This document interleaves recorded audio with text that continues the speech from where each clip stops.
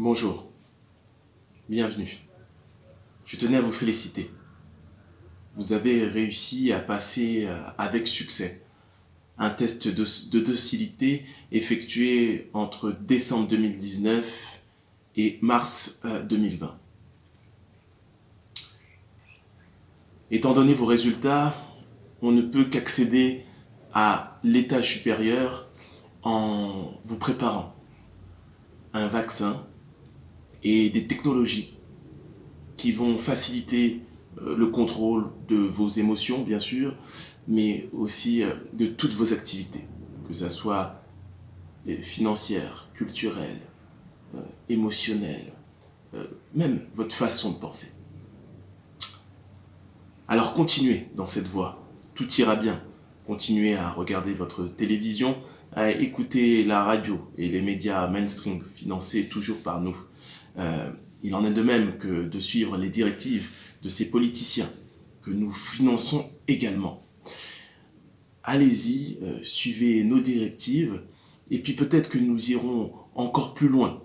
Nous boucherons le bouchon en repoussant à votre morale, votre éthique. D'ailleurs, une loi sur la bioéthique vient d'être signée en France. Nous allons tout faire passer et nous vous en remercions d'avance. Bon courage et encore bonne continuation dans toute votre éducation justement à la docilité. Je sens que vous êtes parti justement pour avoir une thèse ou même un doctorat. Et ce doctorat, vos enfants l'auront dès la naissance. Soyez fiers de vous, de ce que vous avez fait et de cette génération qui est en train de passer le relais. Alors, bonjour, j'espère que vous allez bien.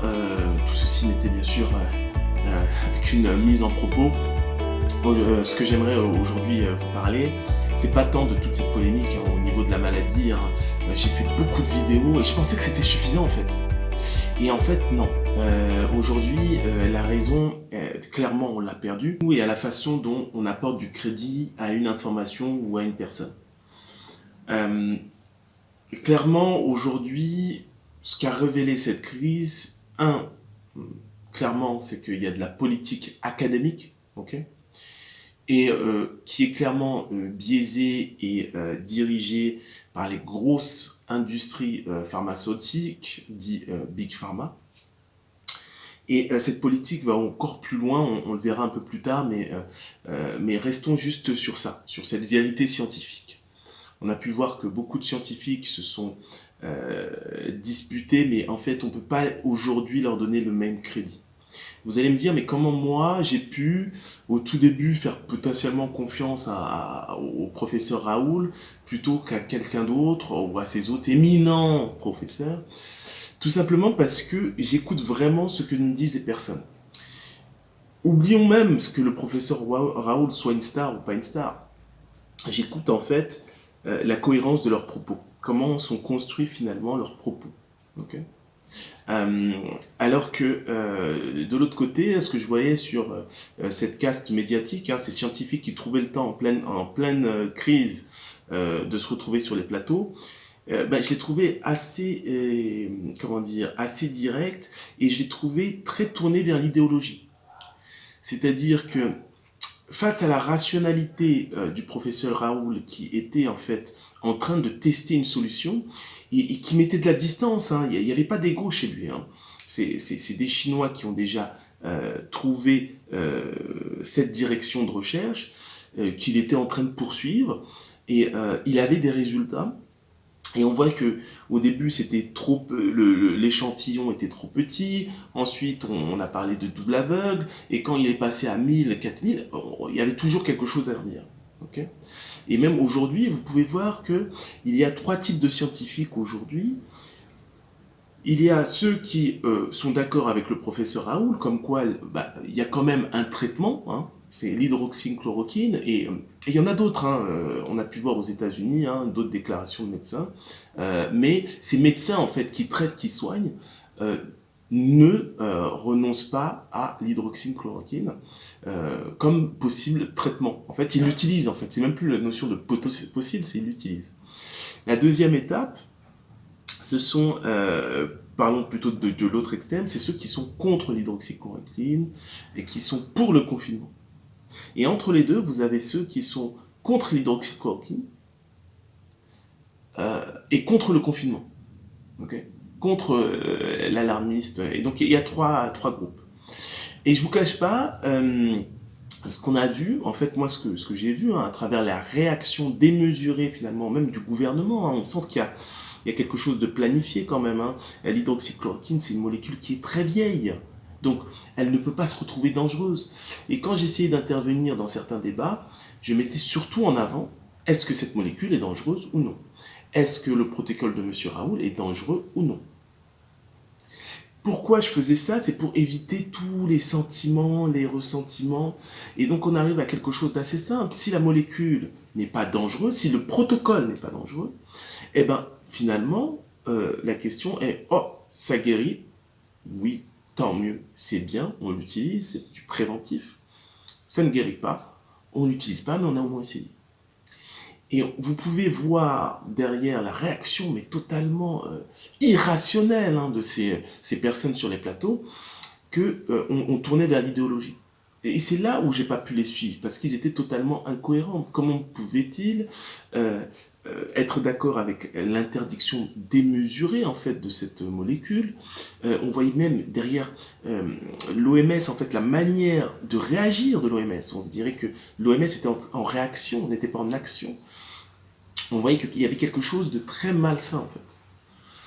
Et donc il y avait directement pour moi quelque chose de très biaisé, et donc j'avais du mal à accorder du crédit à ces gens qui paraissent déjà malhonnêtes. Donc ça c'était pour le débat terre à terre. Aujourd'hui, clairement, on peut quand même donner beaucoup plus de crédit à un professeur Raoul Peron qu'aux autres. Et la confusion que vous avez aujourd'hui, c'est que vous avez même des scientifiques qui, au lieu de faire leur mea culpa, même sur l'hydroxychloroquine, il faut savoir qu'aujourd'hui, en août, la problématique n'est toujours pas réglée. Certains d'entre eux font leur mea culpa sur cette pandémie de la peur, en fait, qu'ils sont en train de perpétrer, ce que font les médias et les politiques. Et c'est vrai que c'est très confus pour les gens. Mais aujourd'hui, il faut bien se rendre compte qu'on a affaire à des incompétents. Non, des incompétents, en fait, ça serait être naïf. C'est des gens qui sont corrompus. Et il faut bien s'en rendre compte, c'est des gens qui sont corrompus. Et donc, ils se moquent finalement de la santé du peuple. Et donc, on a pu voir tout ce qui s'est passé, que ce soit dans les EHPAD, que ce soit même au niveau des services hospitaliers, où on vous demandait de choisir, où on osait dire à quelqu'un qui a plus de 65 ans d'attendre chez lui que la maladie devienne plus grave. Mais je ne sais pas si vous vous rendez compte, c'est très malsain. On a perdu nos valeurs. Essayez de vous imaginer un peu, oublions tout ça. Essayez d'oublier tout ce qu'on vous a mis dans la tête. Et on vous dit, on est dans une maladie très virulente, très dangereuse. Et une des solutions, c'est d'isoler les personnes les plus faibles et de ne plus aller les voir. C'est très très dur. Pire, on vous dit que vos enfants sont porteurs sains. Donc vous imaginez les cassures que ça crée en fait, même du point de vue moral en fait. C'est-à-dire que vous vous rendez compte, les personnes les plus fragiles, vous devez les laisser en fait. Vous devez les laisser. Mais c'est très très grave. Et je pense qu'on est à une ère où on se doit en tant que citoyen, non seulement de se révolter, mais avant toute chose de réfléchir. Et on se doit de plus donner du crédit à ceux qui ne le méritent pas. Que ce soit nos politiciens, que ce soit nos médias. Je ne vous cache pas que j'ai eu l'audace un jour de regarder le journal de 20h récemment, et j'ai failli avoir peur.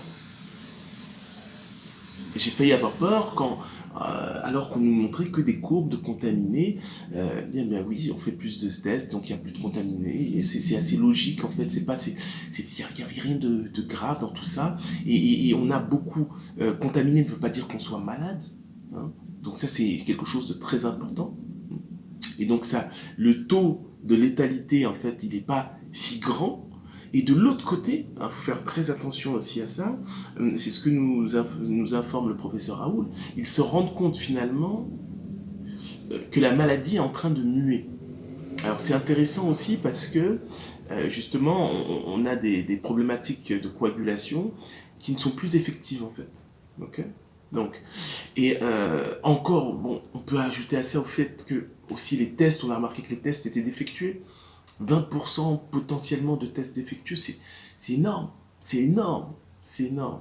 Donc, mais tout ça, enfin, pour moi, aujourd'hui, tout ça, c'est de l'assaisonnement. L'incohérence, elle a déjà été établie. L'objectif, la manipulation, la dictature de la peur est volontaire, est voulue, planifiée. Maintenant, c'est à vous de céder ou de ne pas céder. C'est au peuple de reprendre le pouvoir. Voulez-vous vraiment qu'à la rentrée, vos enfants aillent à l'école avec des masques? C'est ce que vous voulez vraiment? Allons-y sur les masques. Les masques, typiquement, vu la taille du virus, la plupart des masques qu'on nous donne sont inefficaces. Ils auraient eu une capacité de rétention, donc de ralentissement de la pandémie en période de pic, mais on n'est plus du tout en période de pic. Le virus il est en train de disparaître au niveau mondial. Et de l'autre côté, il faut bien se rendre compte aussi que sur les masques, quand vous achetez un paquet, vous pouvez lire au dos du masque clairement que les masques ne protègent pas contre le virus. Donc je ne sais pas ce qu'il nous faut de plus en fait. Ah, il nous faut sûrement un vaccin. Tous ceux qui prônent le vaccin, qui vous vendent finalement cette idée de vaccination, hein, parce que derrière cette idée de vaccination, il y a un plan beaucoup plus... il y a vraiment ce côté, on va vous mettre à genoux. Je vous invite à vous renseigner sur tout le business de la vaccination. Hein. 2, le fait que les vaccins, en fait, ils ne sont pas réglementés. Donc ça, c'est une chose aussi à prendre en compte. J'ai eu droit à, bien sûr, des gens qui me disent « mais les vaccins, ça sert ». Mais j'ai jamais dit que les vaccins ne servaient pas. Je dis qu'il y a un business autour des vaccins. Ça, c'est une chose. Je dis que la deuxième chose, tous les vaccins ne sont pas bons. Hein, donc ça c'est une évidence en fait. Il y a eu des plaintes, il y a eu des affaires, il y a eu des scandales, que ce soit aux États-Unis, que ce soit en Inde, où justement la fondation Bill Gates a été justement prise à partie, de la même chose qui s'est passée en Afrique du Sud. Donc voilà, ça ce sont des faits. Donc maintenant, c'est à nous de décider de savoir ce qu'on veut faire. Mais on ne peut pas aujourd'hui juste produire un vaccin en 8 mois, c'est impossible. Et donc, avez-vous fait les tests en double aveugle? Oui ou non? Êtes-vous capable d'identifier les effets secondaires? Alors, les gens qui vous disent qu'on est capable d'identifier les effets secondaires d'un vaccin en 8 mois, alors vous êtes très fort. En fait, il faut des années pour avoir jugé justement des effets secondaires d'un vaccin. Et donc, non, vous ne pouvez pas le faire en 8 mois. Et donc, vous êtes prêt à renoncer à l'hydroxychloroquine qui aujourd'hui, hein, aucun article scientifique a pu déterminer la dangerosité du protocole concernant l'hydroxychloroquine. Aucun. Maintenant, les gens vont vous dire on n'a jamais pu prouver que l'efficacité de l'hydroxychloroquine. Oui, mais on l'a vu par observation. Et ces mêmes gens qui vous disent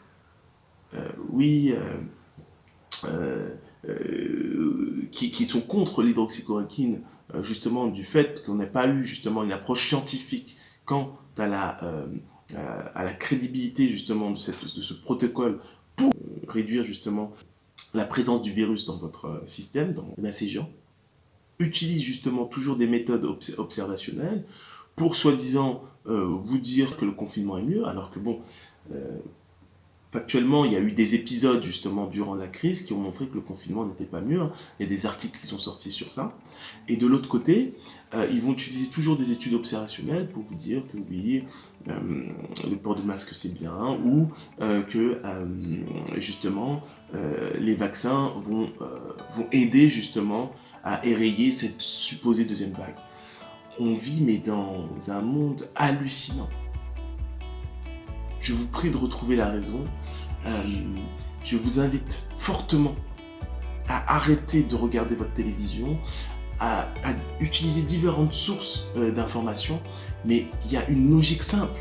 Vous ne pouvez pas aujourd'hui apporter le même crédit à quelqu'un qui a eu tort il y a 6 mois et qui se prétendait expert, qui venait tous les jours dans des plateaux, qui n'a vu 0 patient, et quelqu'un qui, il y a 6 mois, avait raison, appliquait un protocole, et 6 mois plus tard, vous dit que bon, non, il n'y a pas de seconde vague, et c'est chiffré.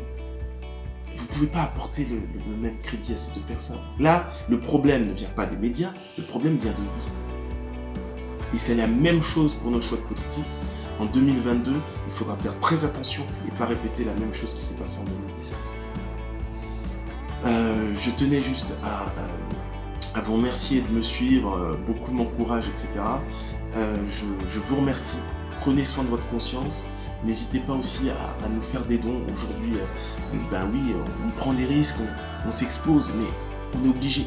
Et on ne le fait pas pour nous, on le fait aussi pour nos enfants, pour l'avenir et aussi pour notre dignité. Je vais faire une vidéo. Je vous invite à ne pas la regarder si vous n'êtes pas prêt. Elle va porter justement sur un niveau politique, hein, lié à cette crise. Certains d'entre vous ne sont pas prêts à digérer déjà cette première vidéo et retrouver la raison. Retrouvez la raison.